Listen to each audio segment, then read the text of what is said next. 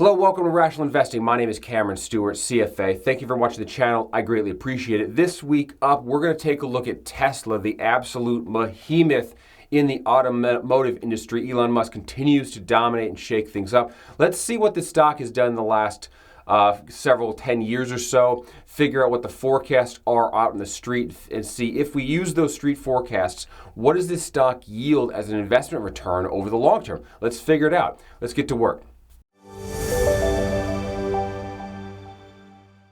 Okay, before we get to work, we're going to take a look at 5 key attributes that we use at this channel to value all of our cash flow investments. Number 1, top line revenue growth. You have to have it. Number 2, EBITDA growth. You want EBITDA growing. That's enterprise level earnings. Got to be growing. You want strong free cash flow. You want low debt, and you want a well-priced stock. Well-priced is something that is enterprise value to EBITDA is a measure of that, but ultimately you want an IRR on the investment return that is above market, based on a conservative set of assumptions. That, to me, is a well-priced security, something that I can put my money into. It'll continue to grind away over time, and I will beat the market. That's what I want.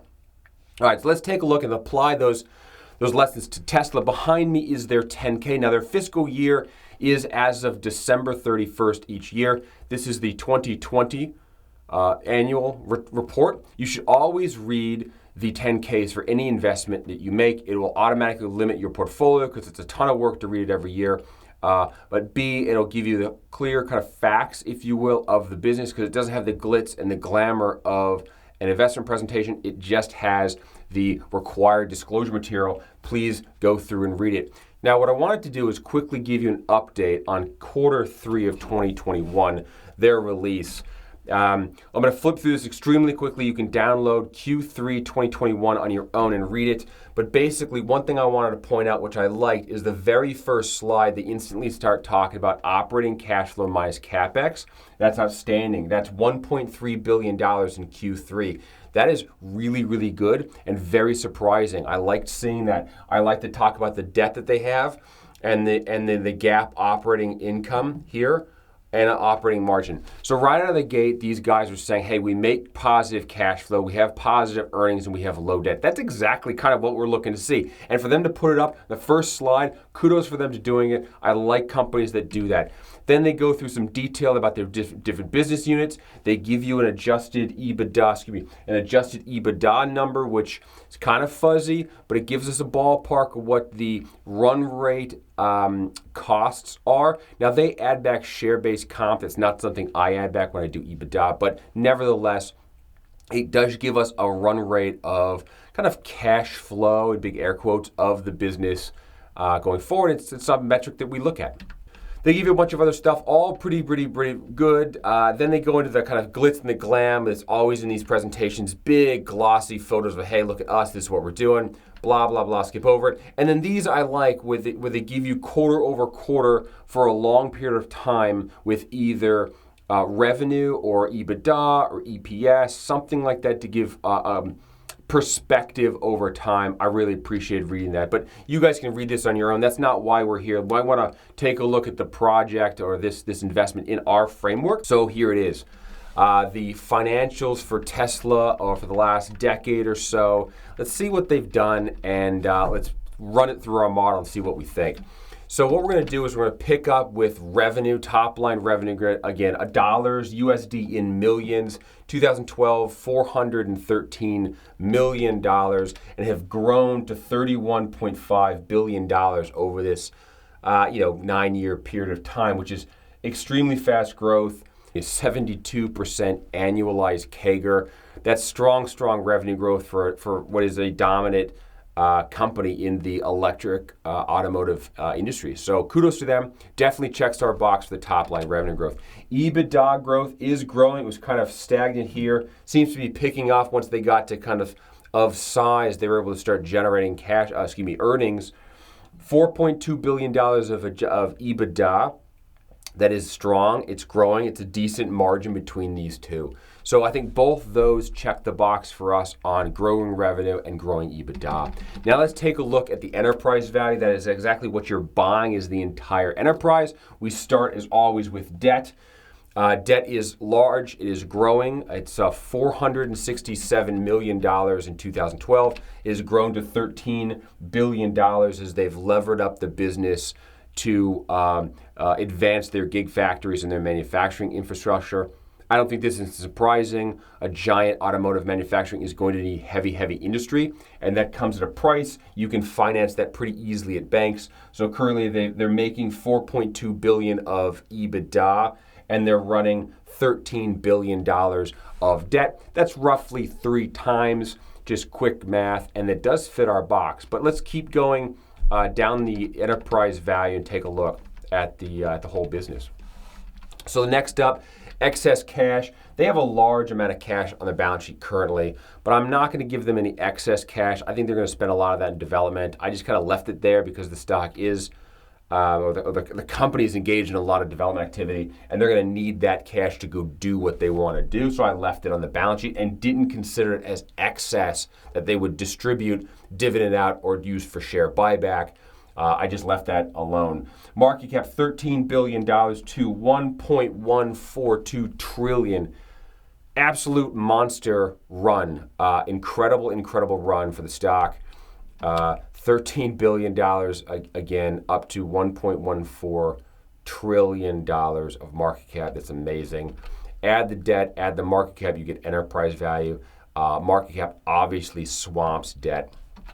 Let's cover the debt to EBITDA value metric here. So you can see kind of historically they had higher debt than EBITDA, and that'd kind of be a showstopper for us. We want to know that they can make that debt payment. But they've been able to successfully use that capital to grow earnings, and now the debt is in our range, and it's a nice, it's at least has some cushion to it before we consider investing. So I think that does check the debt to EBITDA box for us. On the valuation metric side, when it comes to is a stock well priced or not, this is going to be interesting. I mean, 270x EBITDA. That's saying that's a payback period if earnings stay the same here at $4.2 billion. Paying $1.1 trillion means it's a 270 year payback.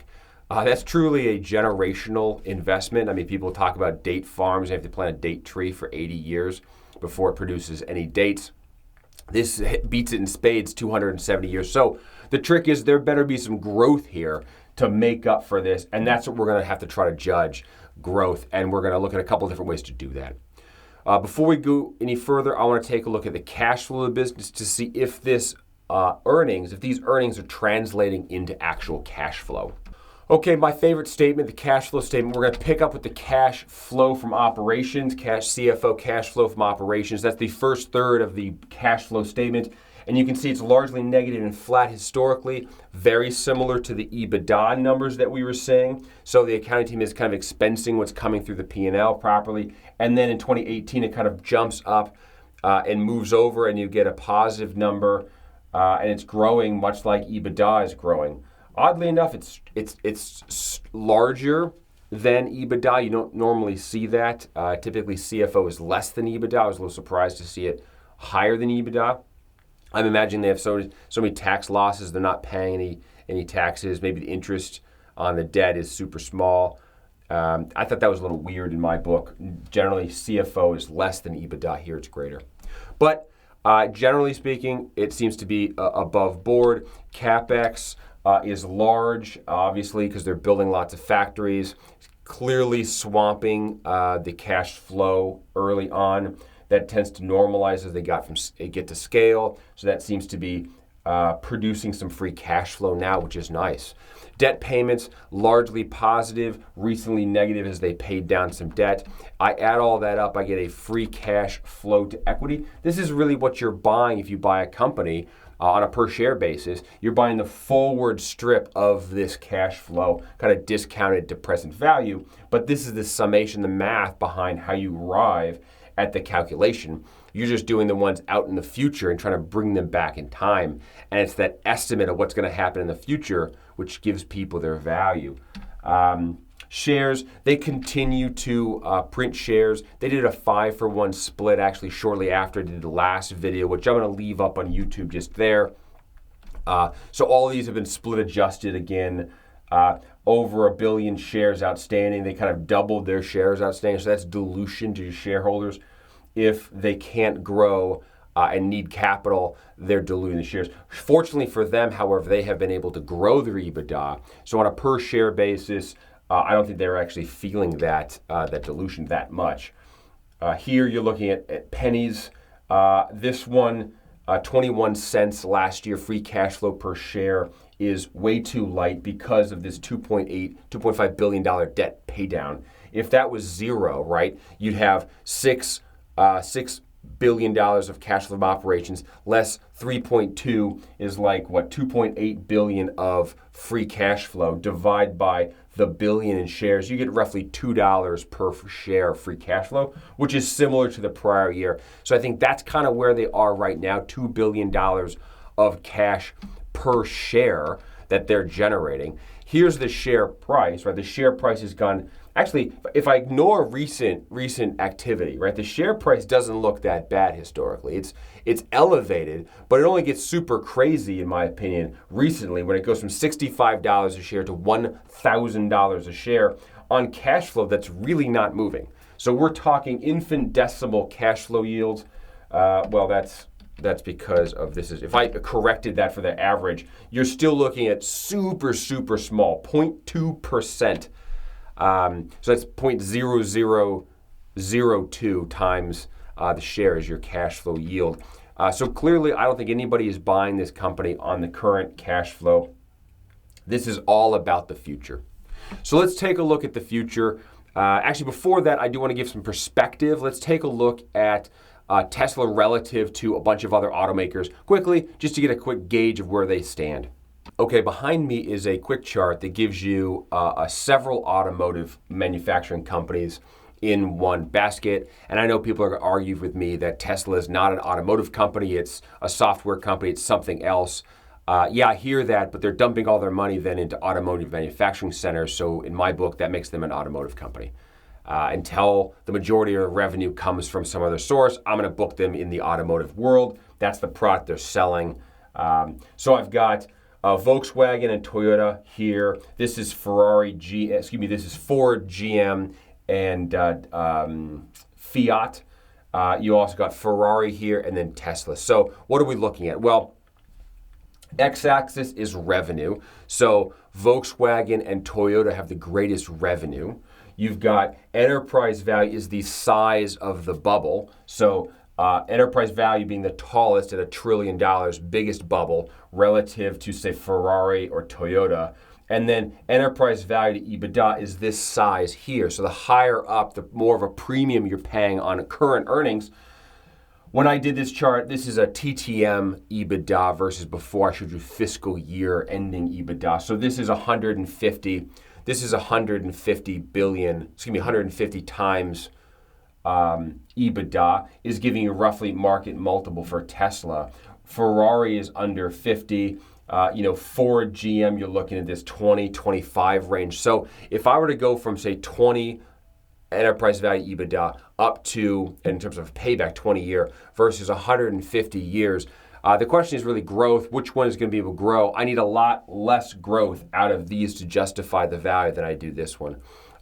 So I think that's going to really bring down the yield, the return on Tesla, because it's basically just trading the current share price for someone else in the future at a higher price. It has nothing really to do with true earnings power just yet. So let's keep going. Let's forecast the business, and then we'll figure out what we get. All right, so what I did is I pulled some forecasts that I found out in the street. I kind of took average of what I could find. And they're basically saying that this coming year, Tesla's going to grow 150% their EBITDA to $10.7 billion, which is strong growth coming from $4 billion prior to that. So that's already a huge leap. And then basically they stretch it out into the future, growing at solid double digits for over a decade to an $87 billion long-term long-term EBITDA target. I was really surprised by this number. This seems extremely robust to me. This is going to be 8x growth in the EBITDA over 10 years. it's 16 times what they just printed last year. So that's monster growth against a sea of competition that's coming on. So I think that is really interesting. I took that and I applied a 20x multiple to it because growth is decelerating, but it's still double digits. When I did that, I use debt, same 3x debt to EBITDA numbers, how I got that one. I get a market cap of $1.45 trillion, which is still a very big market cap.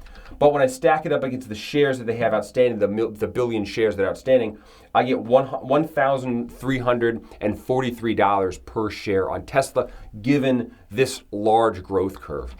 Now, if I do the same thing for free cash flow per share, right? Last year, we said it was about $2 roughly of per share cash flow. Well, 200 times that, which is kind of following the EBITDA growth rate, I come up with basically $5 of free cash flow using about half the EBITDA they generate to put back in the business in terms of CapEx. Rough guess on my part. This is all a guess on my part, by the way, but $5 roughly, and that's going to grow in line with the EBITDA growth to give me about $40 or so of free cash flow per share in the future. I put a 4% yield on that free cash flow, and I get $994 per share. Call it $1,000 a share. Now let's take a look. If we combine this, put it into price and see what do we get. Behind me is the current share price. So I can buy all the stock that I want in the market at $1,089 a share. Our two valuations came in at roughly $1,000 on a free cash flow basis, or $1,300.5 on a EBITDA market multiple. I split the difference and call it $1,200, $1,169. Well, it's only slightly more than what it's currently trading at, so it's not going to look good on an IRR perspective, right? I put it in $1,000, $1,089. I get this stream of cash flow, which is positive. It is growing. Congratulations, guys. I like that a lot. But then I'm out at slightly more than what I got, and basically I get a 3% yield over time. And to me, this says that this price is fully expecting this growth curve to come in. And while I'm happy to give credit for a growth curve, if you're buying the stock, you're putting your money down that this curve, in fact, greater than this curve will hit, because you're expecting to get at least a market return. That would be 10%. If you want to beat the market, it's going to be higher than that. So you need a forecast that's greater than this to buy into the fact that the stock should be purchased. And for me, when I look at this and think 8x forecasted next year EBITDA, but almost 16 times the $4 billion they printed last time. That's too much of a stretch to me. If they miss any of these numbers, the stock's going to crater. So I think that's rough for me to get to. But that's what the street is underwriting. If I put that into a matrix and kind of distribute that out, I got 3% here. If it falls in price, it goes up. If it goes up, I'm still not buying. To me, it can't come down enough for me to get really excited about the stock, unfortunately.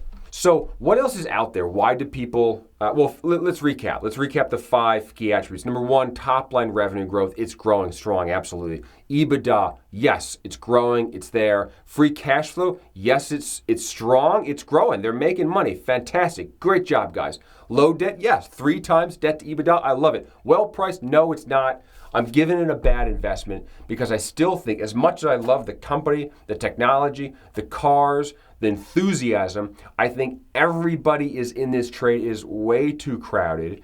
And if something should change in the market landscape, either through competition, the capital markets change, or simply the growth expectation isn't there anymore, the only thing that's underwriting this stock is the exuberance of the next buyer, and that's not something we buy here at a cash flow based channel. Now, what are people underwriting? Well, they've got the ARK investment is the leading bull case for this. So I wrote that down to see what is their case and what are they calling for an investment, and we can stack that up against what we just did to get a taste for what the other forecasts look like.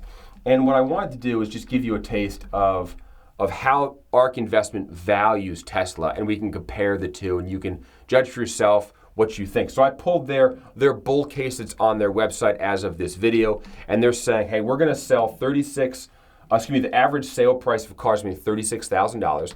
They're going to sell 10 million units sometime out in the future, right? They're not doing that now, but they're saying in the future they're going to do that. Cars sale revenue is $360 billion.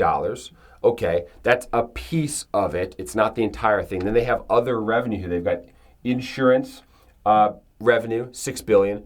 And then this one, autonomous ride-hauling revenue, $327 billion.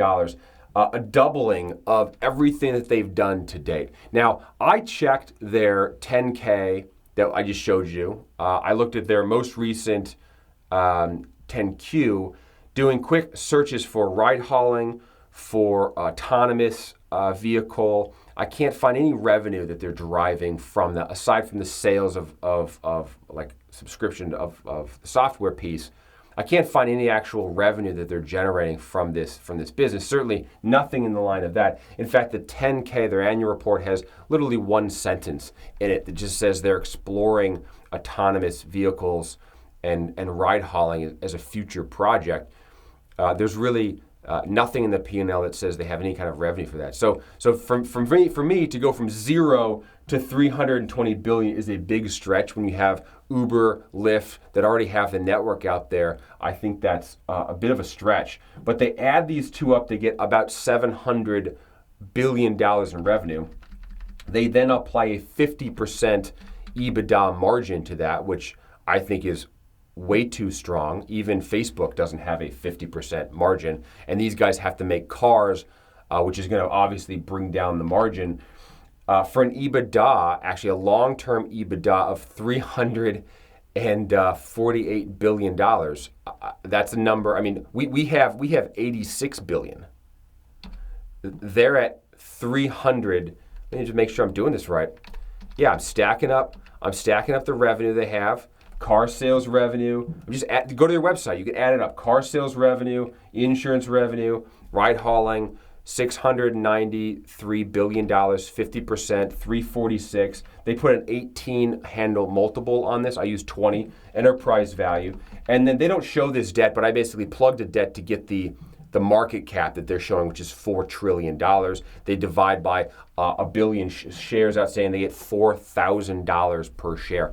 To me, this 4,000 number wildly hangs on this autonomous revenue number, which has no revenue, nor is it really even discussed at all in the legal filing of the 10K. It's in the super glossy filing of the sexy look at me, hey now kind of disclosures, sales pitches that they give. But in the actual legal filing, there's nothing there. So for me, I think this is wildly optimistic, and it's people who buy into this forecast here, which is driving the price. And I think if Tesla misses this, which they have missed several deadlines in the past, if they continue to miss this, at some point people are going to say, you know what, I just don't believe it, and they're going to walk away en masse, and that's when the stock will fall significantly. And when I look at investing, I want a conservative forecast that basically guarantees me making or beating the market, because when you put your money down and buy a stock, you are buying that this is going to happen, and it's too risky for me, so I'm a pass. Again, I'm going with a bad investment on Tesla, not because anything other than I think the price momentum for me is way, way too much, and I'm going to stick with cash flow investing. So thank you very much. I do want to say that what you should do is check out my website, cashflowinvestingpro.com. I have a course where I teach you how to run a financial model, how to dig through a 10K. I do an Apple stock valuation where we pull through the 10K of Apple. We pull out all the salient points to populate a model like this. We build a forecast. We talk about risk return. We come up with an IRR, and we weigh the potential investment of Apple. And I give you all the tools you need to do that, plus the forecast model, and teach you how to do this yourself, because there's thousands of stocks in the public market, and me doing a stock channel once a week, I'm never going to cover it all. So the best thing you can do is get out of trades that are super crowded like this. Go down to the stock market. There is tremendous value out there right now that I'm seeing, I'm really liking, in hidden markets that people have forgotten about. that if you simply do a conservative forecast, you can find a return that's going to beat the market and put your money in with those management companies, let them run it, and go live your life and not get off the desktop trading. I think that's the way to go in the future. But check out the website, cashflowinvestingpro.com. I also provide a one-pager to the Cash Flow Investment Club. I review lots of other stocks outside of just the one I do every week. I take the one-pager, which summarizes everything I just went through, and I upload it to that group, and we discuss it. I'm available online to chat in that forum, Cash Flow Investing Club, if you want to see that. Thank you very much for watching the channel. I greatly appreciate it. Let me know in the comments below what you think of this video, what you'd like to see next, and don't forget to hit the subscribe button. Right, we're building a network here. This is not my primary job. I have a full-time CFO job. This is my own video vlog of my investment journey as I look through public markets, and I just give my thoughts out in the world. So please, this is not investment advice. Seek investment professional advice elsewhere. But if you want some entertainment and learn how I think through a valuation of a company, that's what this channel is for. Thank you very much for the time. I greatly appreciate it. See you in the comments. Bye-bye.